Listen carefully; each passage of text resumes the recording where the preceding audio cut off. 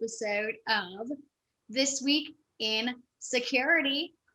I'm Mandy, and this is my co-host. I am Bert. We're so excited to kind of start this whole new series with you all. One of the first things, what do we want to do? Bert, you want to just kick it right off? Because one of the first things I saw, at least earlier this week, and I hate to steal Lee's thunder, because they talked about it on iMac this morning, but it kind of is a huge deal. Latch. Oh, Latch yeah. going public. Yes. I was reading about that. Wow. That's great. No, that is huge. But also, yeah, we're going to talk about it a little bit. But Lee and Colin on iMac go even further into detail on this whole thing. Like they give a good idea as to like what they think is going to come next for the industry. Now, this has all happened. Either way, a company like Latch going public is just huge for the access control industry, and especially like in that multifamily bracket and everything. But yeah, no, it just means there might be. I'm guessing that Latch is only gonna try to expand a bit more, and I'm wondering what else they're gonna try to do. I wonder if they're gonna kind of try to get more buy-in for more smart home technology, just several different integrations. Who knows what these guys are going to do next? But that was just like one of the big things I want to talk about, because that just means that more companies might start thinking about this. You know, like there's big companies that could easily go for and do this right now. Yeah, absolutely. One of them, and they may or may not sponsor us, but I know there was this one company that certainly capable. There was one company that I worked with called Brevo, and I was like, man, I know they can probably go public one day, because they're pretty big, That's just me though. No, now everyone gets to take a stab at like how much value they think is in access control, and it really could be huge. Yes. For Latch and for whoever else wants to throw their hat in the ring there. So kind of a big deal. So I definitely still want to talk about that. But I also, Bert, what else? What other news you got for us? Ooh, let me see. What else to look out for? Or what else did I hear about this week?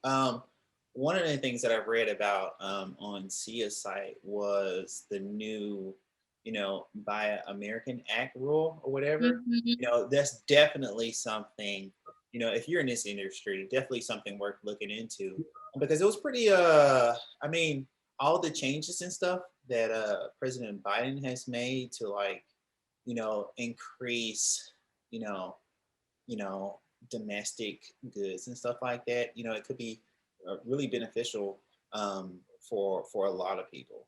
Mm-hmm. For a lot of people. Did you hear about that one, Andy? Just a little bit. No, it's kind of big. I mean, it's either gonna. So for what I saw, it may or may not impact companies depending on like what kind of products they sell. Yep.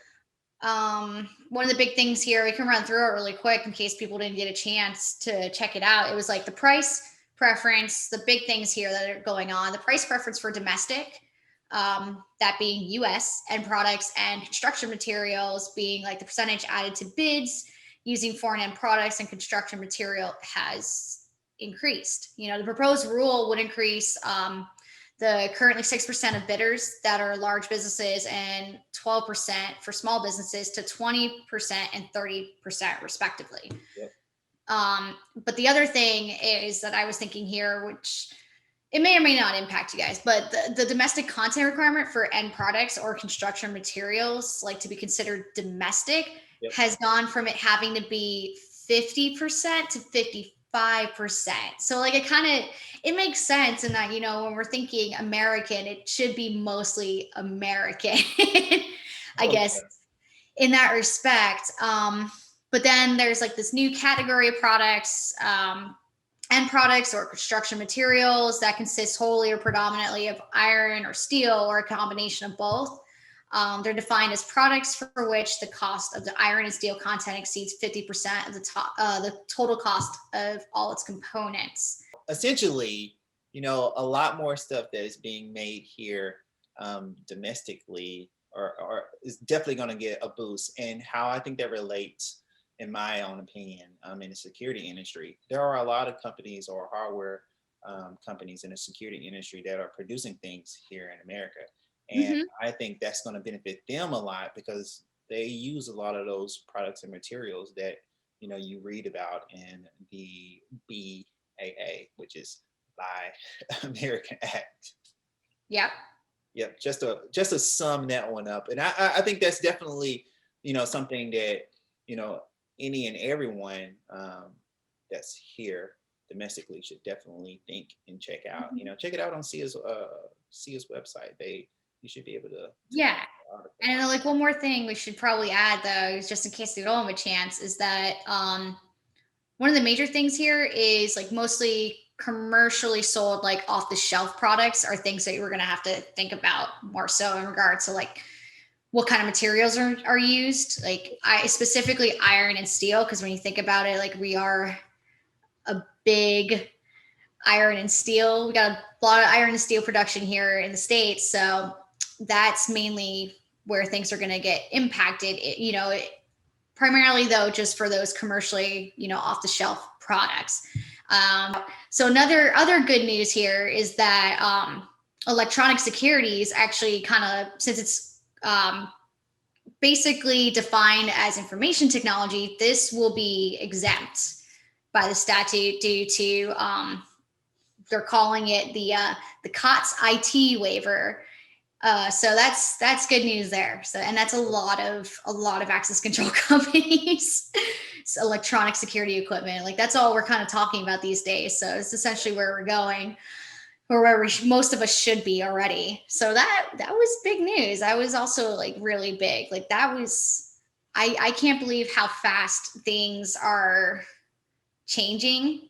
I mean, it's not necessarily like radical change, but it's just, this is big. Like, I think this could be really positive change for not only our country but also our companies. So it Absolutely. kind of, it's also, I wonder if it's almost going to push some to go electronic. Oh You yeah, know, and thinking more in terms of products like that. yeah, and if we're thinking about electronic and hardware, you can almost think about like the whole buzz that's going around with automation. Um, Mm-hmm. since because of like COVID and stuff like that, people want things to be a little bit more streamlined, things to be a little bit more touchless, Mm-hmm. and that involves a lot of hardware. Not Yeah. necessarily a lot of hardware, but speaking, from like the Buy American Act or whatever. Um, there will be a lot of scanners and stuff like that where people don't have to touch things, and that's been Mm-hmm. like the latest craze, going into 2021, ramping up on automation. I know, what is it, RFID, is playing a huge part in that right now. Yeah, yeah, I think that's awesome. I'm so certain I just got an email from Lee. That's so funny. Um, I'm poking fun at the fact that we're kind of talking about the same thing they talked about earlier this morning. But in any case, um, yeah, either that or like in our Teams chat. Um, Either case here, another thing I think we wanted to talk about too, since it's like January 2021, still January, we can still talk about these big trends that are coming in. OpenPath had a really great article, and they listed quite a few, heavy duty ones. I think it was like 8 of them. And one of the things that, you kind of just mentioned, Bert, was like the automation of everything, Oh and yeah. things going mobile.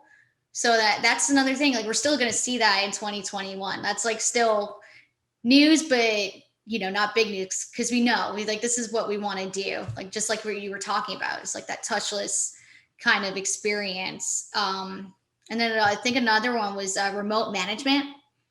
Obviously, again, like, this just all goes into like that electronic security aspect of it too, is if like you're electronic, you tend to be able to monitor things, and you have the opportunity to automate certain procedures and processes. Absolutely. So they kind of will, I think everything's going to kind of fall into place, especially this year. So I really don't see, between everything going on right now, I don't really see I'm going to call it the BW double A. I don't really see that impacting like a lot of companies. It's just like we stated, it's just like the commercial off the shelf kind of stuff. So we're going to have to think like of the composition of those products, like how much iron, how much steel, like how much, and from where, so how was this product made essentially. um Absolutely. but yeah, no, and another thing was what we were talking about. They mentioned, what was it, integration everything to automate everything. This is, I think, number 2 on their list here. And I know I'm totally looking at the list right now, but Oh, it's all good. but that's the thing, like, we're looking with more, and this kind of goes back to the whole Latch going public, like what we were talking about. Like, the more funding these companies get, the more opportunities they have to expand on their product. Oh yeah. So yeah, and it's all heading in this direction already. Like, this is all where a lot of companies, if they're doing things right here, if they have their heads in that right direction, and they see the path and they see where everything's heading, then they already know, like, yeah, we want people, the end user it wants more integrations to be able to manage things, and be able to manage things all under one app, Oh yeah. Most definitely.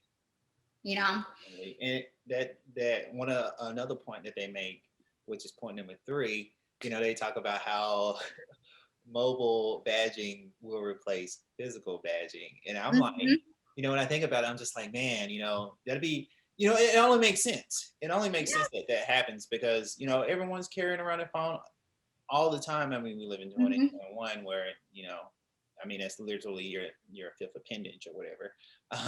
And being able to like move from this system or this badging system that we used to have, I feel like it could be a little bit more safe, in terms of making sure that those credentials or that access is granted to a specific person through whatever set device and stuff like that. And I just Yeah. in my own opinion, I think that's a pretty awesome and a pretty a good point to make for from a Mm-hmm. Yeah, no, for sure. Absolutely. Like, it just, again, like, those connected systems have that ability to look at that, and just, what was it? We had like another piece of news that came in from Security Magazine. They were talking about the enhanced role of touch free and mobile access solutions, driving that new normal. And there was a couple of points that they pointed out that, like, I hadn't thought about. That, especially, of course, with COVID, we're still dealing with that. But some of the things that we can start really thinking about too, that they highlighted here, is like, we can see which openings of buildings have the highest traffic and touch points within the facility. And then from there, we can see like which openings have a higher potential to spread disease, like the washrooms, the food preparation areas. And they also mentioned which openings, such as washrooms, like I just said, cause the greatest concern for employees and guests of the facility. Like, these are all just, I mean, it's going to go beyond COVID, but these are just all things that companies can begin to take a look at, and they can solve problems now. Like, they can solve different problems now with all of this data, and they can even simplify things with all this data. Like, we don't, maybe, like we talked about, even in getting back to work, companies can see that, like, people are barely using these rooms. Like, what are we doing here? Like, maybe we don't need this entire huge office space. It's just, it boils down to that. It kind of goes back to that, yeah, essentially. yeah, most It's all definitely. kind of a big circle. Shout out. Uh, Shout out to GBTW. We miss you, but we're so happy to be doing this. It's time to move forward. We're moving forward. But yeah, like you were saying, I mean, to me, I think data is queen or king. Look at me. I mean, because it's important. It's like since we're moving around without our walking credentials on our phone and stuff like that, and being able to like track all this stuff and to make make really good decisions that benefit everyone as a whole based on, the patterns and stuff that we make. I think that's great. I think that's awesome, and Mhm. could be targeted specifically towards, many different things. Mhm. And I know this industry has been talking a lot about AI too. So that's it Oh right yeah. there. Learning AI, focusing on patterns and all this stuff. Like it's just Oh that's yeah. all gonna go towards automation. So it's exciting to say the least. Like I think, we kind of went through all of these pretty fast. And if you have a moment, most likely you don't if you're listening to us. You're probably listening to us because you don't have a moment to read through all this information.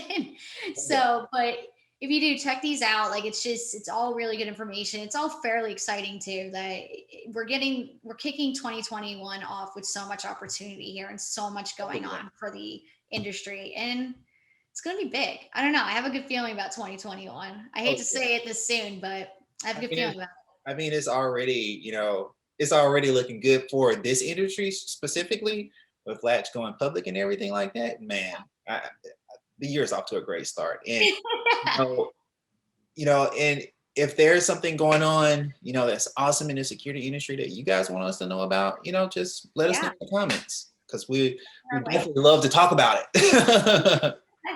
Preferably before 4 p.m. because we film these at like 5 p.m. on Wednesdays, or sorry, Yeah.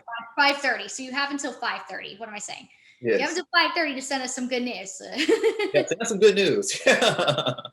And we'll name drop you if you do. I will, maybe. If you don't want us to. But we got to think about those people that want to be anonymous. Oh yeah, yeah, I yeah. like where your You're right. head's at, You're though. right. I do You're like right. where your head's at. Some people want that, like, hey, we got you. Appreciate you. Absolutely. You got Absolutely. that. You're that knowledge source as well. We appreciate you. But all right, I think with that, we just kind of went through our first TWIS. It's been fun, and we're going to try and keep this up. Hmm. I imagine we're only going to get better as we keep going with this. Oh So, yeah. Absolutely. Absolutely. I like that TWIS or twist. twists. I like that. Oh, that's awesome. Anyways, you all stay awesome. Manny, do you got any last thoughts? No, just keep tuning in. We'll come back with you with some more news for you guys next week. Thank you for watching, those who did. We appreciate you, and yeah, have a fantastic weekend. Alrighty. See you guys later.